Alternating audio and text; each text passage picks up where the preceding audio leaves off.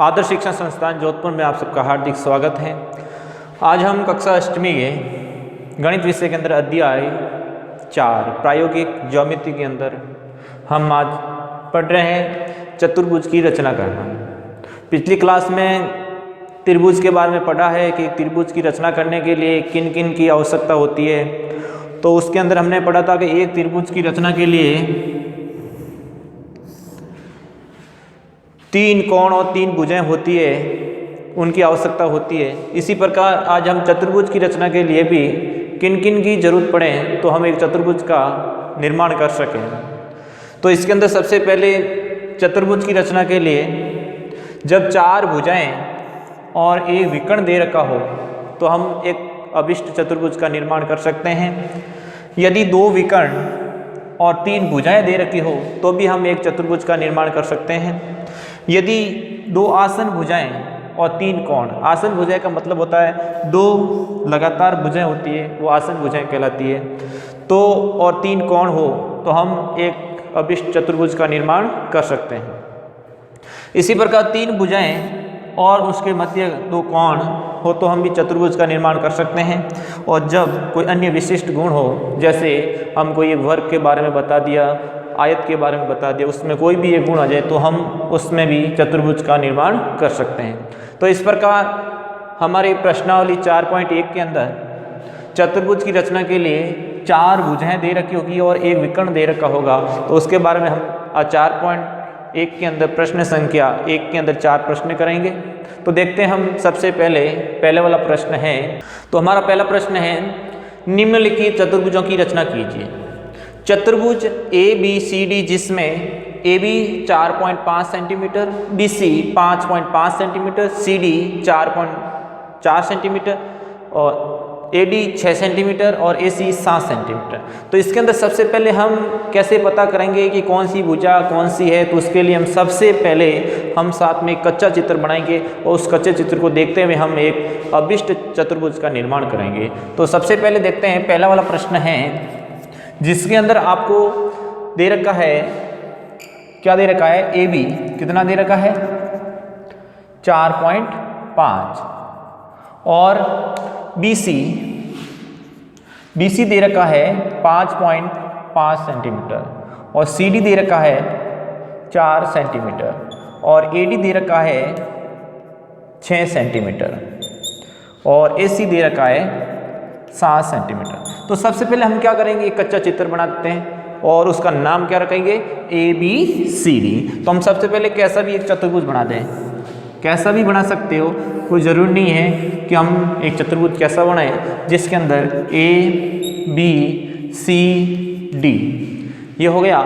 इसके अंदर आपको AB 4.5 सेंटीमीटर और BC 5.5 सेंटीमीटर और C से D 4 सेंटीमीटर और A से D 6 सेंटीमीटर और आपको A से C, अब A से C हमें पता चल गया कि ये क्या है, विकर्ण है। चतुर्भुज के अंदर 4 भुजाएं, 4 कोण, 2 विकर्ण होते हैं। देखो ये चतुर्भुज होता है, इसके अंदर 1 2 3 4 तो ये भुजाएं होती है और 1 2 3 4 ये कोण होते हैं और 2 विकर्ण होते हैं, एक विकर्ण ये, एक विकर्ण ये। तो ये आपको ध्यान में रखना है। तो सबसे पहले हम देखते हैं इसके अंदर कि हम नामांकित चित्र बनाने के लिए सबसे पहले हम क्या करेंगे, इसके साथ रचना के स्टेप भी लिखेंगे।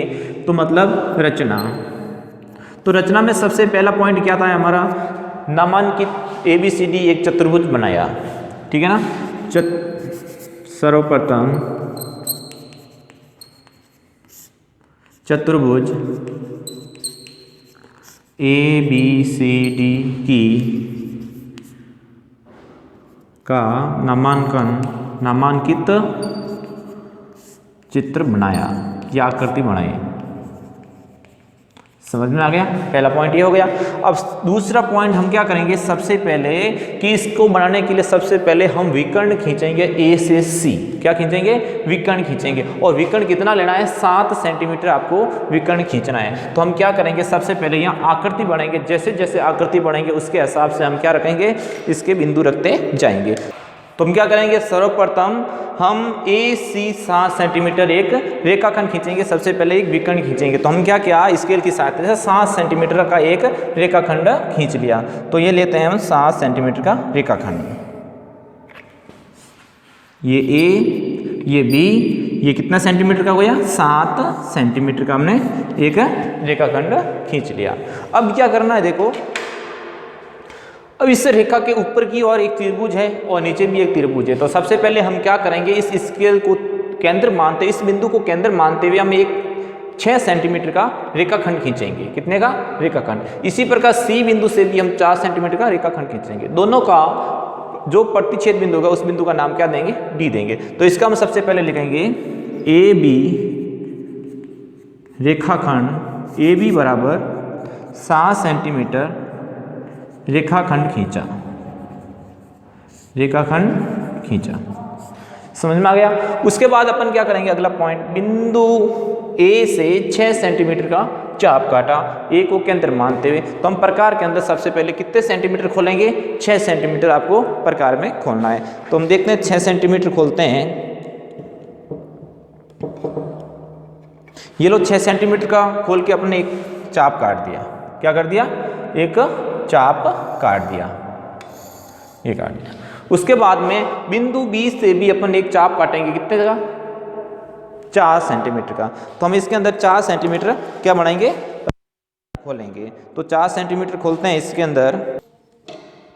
तो 4 सेंटीमीटर हमने एक चाप काट दिया, ये लो। तो 4 सेंटीमीटर अपन क्या करेंगे, इस B बिंदु पर रखकर अपन क्या करेंगे, एक चाप काटेंगे। काट दिया। तो अब क्या करेंगे, देखो यहाँ से 6 सेंटीमीटर का चाप काटा और इस बिंदु से अपन 4 सेंटीमीटर का चाप काटा। अब दोनों का जो 6 और 4 का प्रतिच्छेद बिंदु वो क्या हो गया, D हो गया। तो हम यहाँ पर स्टेप क्या लिखेंगे, तीसरा, बिंदु A से A व B को केंद्र मानकर क्रमशः A से 6 सेंटीमीटर व 4 सेंटीमीटर का चाप काटा। क्या किया, चाप काटा। समझ में आ गया। यहाँ से दोनों चाप काटा और प्रतिच्छेद बिंदु पर क्या अंकित किया, तथा प्रतिच्छेद बिंदु पर D अंकित किया। प्रतिच्छेद बिंदु पर D अंकित किया। अब देखो D अंकित किया और अब क्या करेंगे, A को D से मिलाया और B को भी D से मिलाया। अगला लिखेंगे स्टेप, AD व BD मिलाया। और जैसे ही मिलाएंगे तो हमारे पास एक त्रिभुज की आकृति प्राप्त होगी। अब इसी प्रकार हम सेम टू सेम ABC त्रिभुज के लिए दोहराएंगे। तो हम यहाँ क्या लिखेंगे, अगला पॉइंट 5वां है, इसी प्रकार यहाँ पर बनेगा त्रिभुज। तो मैं यहीं लिख देता हूँ, इसी प्रकार त्रिभुज ABC भी दोहराया। समझ में आ गया। क्या किया, जिसमें हमने AB कितना लिया, जिसमें AB 4.5 सेंटीमीटर व CB 5.5 सेंटीमीटर। समझ में आ गया। तो अपन क्या करेंगे, जिस प्रकार ऊपर किया उसी प्रकार नीचे भी अपन क्या करेंगे, एक त्रिभुज बनाएंगे। A से B का चाप काटेंगे 4.4 का। तो हम क्या करेंगे, 4.4 का एक चाप ले लेते हैं। तो 4.4 लेकर यहाँ से A से हम नीचे की ओर एक चाप काट दिया। इसी प्रकार C से भी कितना है, 5.5 से। तो हम 5.5 स्केल के अंदर माप लेंगे और माप लेने के बाद में यहाँ से भी क्या करेंगे, एक चाप काटेंगे और जहाँ दोनों चाप आपस में प्रतिच्छेद करेंगे उस बिंदु का नाम क्या हो जाएगा, बी हो जाएगा। तो यहाँ पर बिंदु का नाम हो जाएगा बी। अब क्या करेंगे, स्केल की सहायता से आप बी को, ये हो गया सी बिंदु है, ये सी बिंदु है, समझ में आ गया। तो ये यहाँ पर ए सी हो जाएगा और ए व सी को केंद्र मानते हुए 6 सेंटीमीटर 4 सेंटीमीटर का चाप काटा और ए डी को और सी डी को, यहाँ पर ये रेखा है सी वाली है, ठीक है ना। तो उस प्रकार ए बी सी को भी दोहराया जिसमें ए बी और सी भी दे रखा। ये बिंदु यहाँ ध्यान रखना बी नहीं था सी था, ठीक है ना। अब क्या करेंगे, ए को बी से कितना चाप काटा था 4.5 और ये कितना काटा था 5.5 का। तो इस प्रकार हमें एक चतुर्भुज का अभिष्ट चतुर्भुज प्राप्त हुआ जिसके अंदर हमने ये रचना के स्टेप किए। क्या किया, सबसे पहले विकर्ण खींचा, उसके बाद में दोनों और चाप काटा और इसी प्रकार नीचे भी दोहराया। तो इस प्रकार हमें आकृति मिलाने से क्या प्राप्त हुआ। तो अगला 5वां पॉइंट क्या हो जाएगा, यहाँ पर ए बी व और इस प्रकार दोहराएंगे तो ये पूरा बना देगा। तो लिख देंगे इस प्रकार चतुर्भुज ए बी सी डी अभिष्ट चतुर्भुज हैं। इस प्रकार आपको ये करना है। तो इसी प्रकार प्रश्न संख्या 2 के अंदर भी JUMP जिसमें आपको ये 4 भुजाएं और एक विकर्ण दे रखा है। तो सबसे पहले आपको विकर्ण खींचना, इसके बाद एक और आपको दोनों चाप काट के मिलाना है। इसी प्रकार दूसरी साइड में भी आपको चाप काट के मिलाना है। इस प्रकार ही हमें एक चतुर्भुज का निर्माण हुआ। तो इस प्रकार ये दूसरा प्रश्न आपको स्वयं को करना है। अब तीसरा प्रश्न देखो, समांतर चतुर्भुज MORE जिसमें OR 6 सेंटीमीटर, EO 7.5 सेंटीमीटर और MO 7.5। इसमें क्या है, समांतर चतुर्भुज में सम्मुख भुजाएं समान होती है तो एक भुजा जो होगी वो सामने वाली भुजा सेम होगी। तो इसी प्रकार अपन को 2 भुजाएं और एक विकर्ण से इसमें चतुर्भुज बना सकते हैं। तो हम देखते हैं प्रश्न संख्या 3, ये आप नोटबुक में उतार सकते हैं। तो इसमें हम सबसे पहले एक कच्चा चित्र बनाएंगे। तो कच्चा चित्र के लिए अपन क्या करेंगे, एक समांतर चतुर्भुज बनाएंगे, उसके अंदर नाम दे देंगे MORE। अब इसके अंदर देखो O से R 6 सेंटीमीटर दे रखा आपको और E से O, E से लेकर O 7.5। उसके बाद में M से O, MO भी 7.5 है क्या, या 7.5 नहीं या 4.5 है, ध्यान रखना, ठीक है ना, चेक कर लेना आप, 4.5 है यहाँ पर। तो ये भी कितना हो जाएगा 4.5। अब देखो समांतर चतुर्भुज है तो समांतर चतुर्भुज में सम्मुख भुजाएं सेम होती है। तो ये 7.5 है तो ये भी कितना होगा 7.5 और ये 6 है तो ये भी कितना होगा 6। समझ में आ गया। तो हम क्या करेंगे, सबसे पहले रचना के अंदर सर्वप्रथम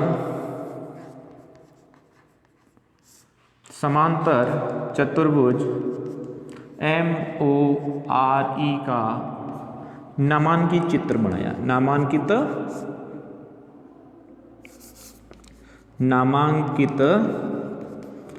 चित्र बनाया। समझ में आ गया।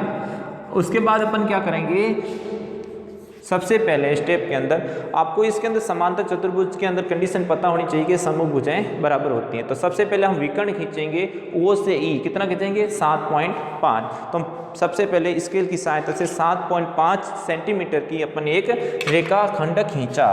तो हम यहाँ लिखेंगे 7.5 का एक रेखाखंड खींचते हैं।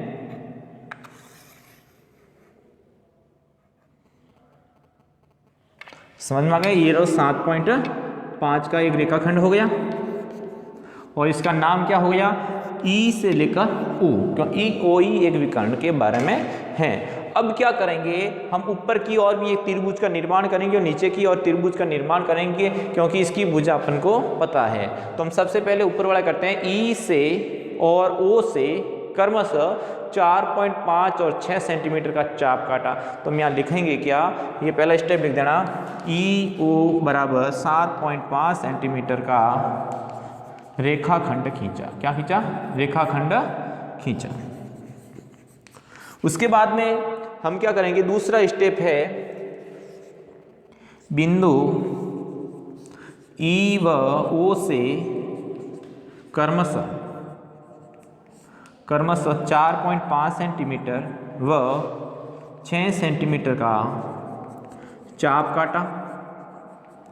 कटान बिंदु पर, कटान मतलब प्रतिच्छेद बिंदु पर, कटान बिंदु पर क्या अंकित किया? आर अंकित किया। कटान बिंदु पर आर अंकित किया। समझ में आ गया? तो देखते हैं इसके अंदर क्या करना है आपको। सबसे पहले प्रकार की सहायता से 4.5 का एक चाप काटेंगे। तो हम प्रकार के अंदर 4.5 ले लेंगे। तो ये 4.5 का एक चाप काट दिया इधर।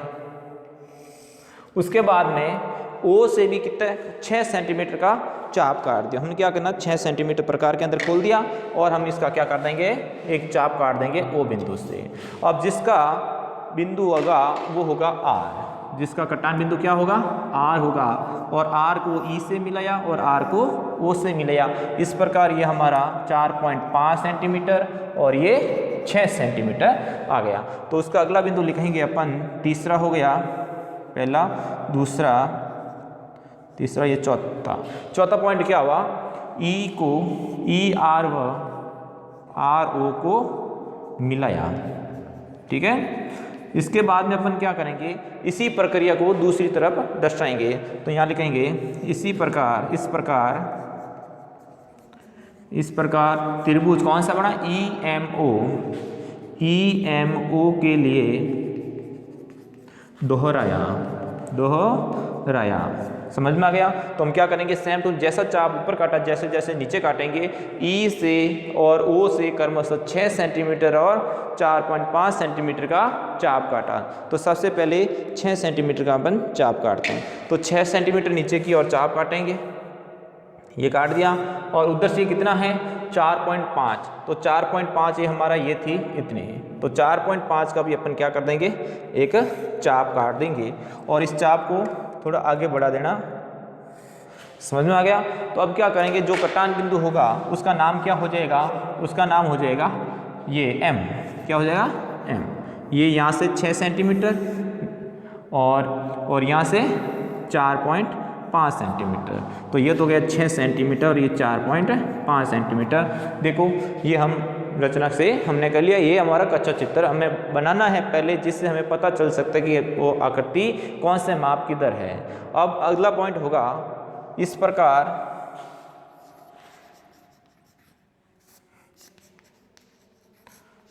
अभिष्ट, इस प्रकार अभिष्ट चतुर्भुज MORE हैं।